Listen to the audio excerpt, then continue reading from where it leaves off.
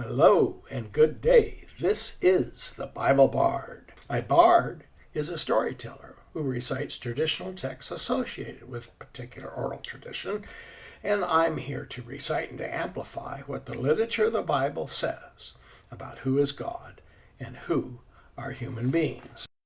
Here's the place we're at today. In this lesson, we're looking at what the Bible teaches about sex within the family. Sex is such a powerful force in human life, so the Bible has a lot to say about it. Because this topic is so charged with static electricity, I've divided it into 4 podcasts. The first, Lesson 42, was about sex and marriage.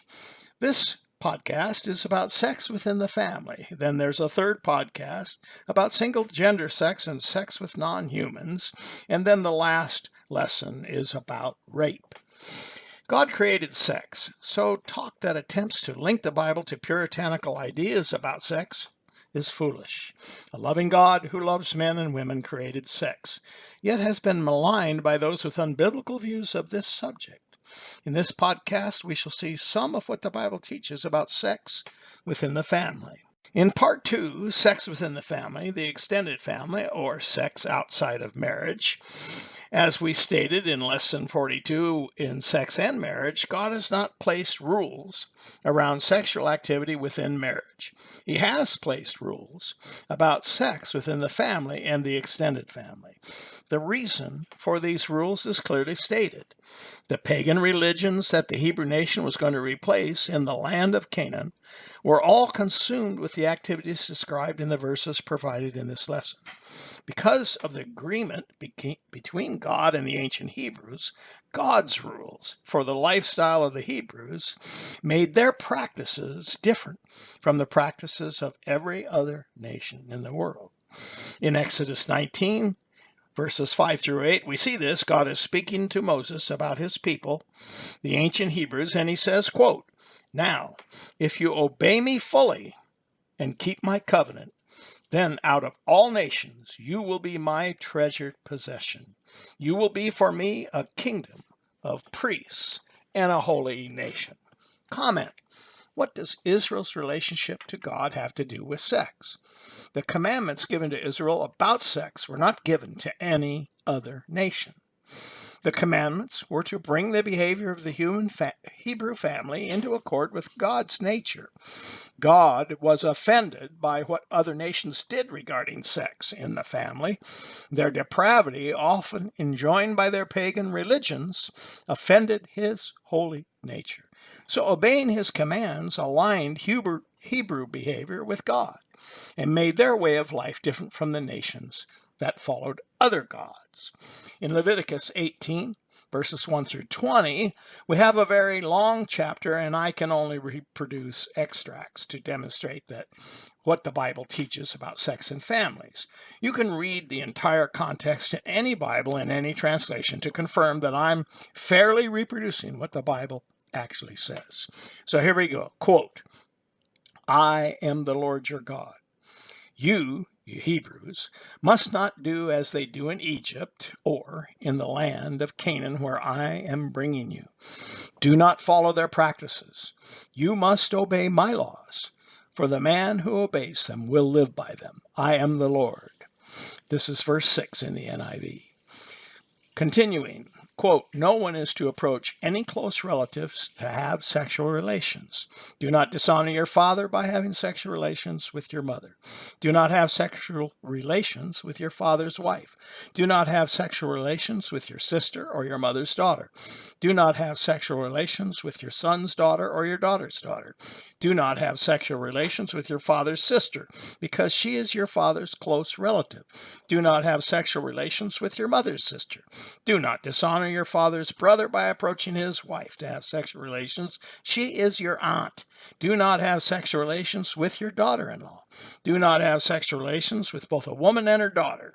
Do not have sexual relations with your wife's sister while your wife is living," and so on. These are verses 7 through 19 in the NIV. It should be apparent to all listeners that while sex within marriage has no restrictions and no rules except that both parties agree to what's to be done, here sex between others in the extended family members is prohibited. Human beings like sex and seem to want to have it with anyone they see. Because family members generally are more available to a person than anyone else, sex within the family happens. In the nations living in the land where the ancient Hebrews were sent, this kind of sex was happening a lot.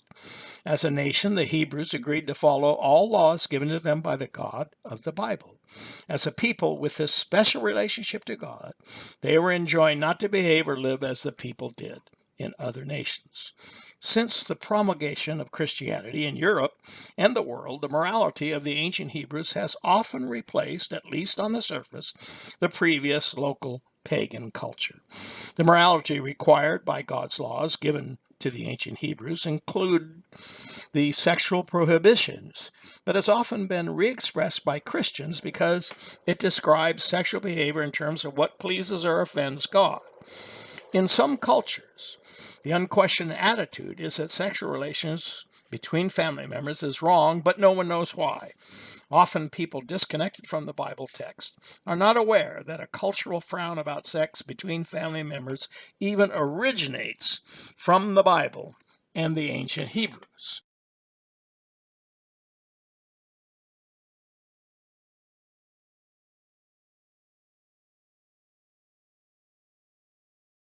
Critics of the Bible raise many false assertions about what the Bible teaches about many topics. Modern science and genetic research find that when sex for fun between close family members leads to pregnancy, the children conceived in this way can be genetically damaged. And when they survive childhood and produce children of their own, this leads over time to a troubled family genetic inheritance. Like the ancient Hebrews' food laws, these sexual laws function to protect families from these genetic difficulties. But in the Bible, obeying God is not enjoined on his people because of the unhealthy consequences of ignoring his laws. In the Bible, people obey God because he told them to. That's all the authority required. No proof is needed. The Bible tells us generally that God's laws are protective and good for us to follow for our own benefit because he loves us. Rationales to support what God has said to do are unnecessary. This is key. Do we obey God out of fear coupled to blind obedience, or do we obey him because we trust his love? Because we know he is concerned for our physical, emotional, and spiritual welfare. Do we distrust God's motives, thinking maybe it's not love that prompts his direction about our behavior?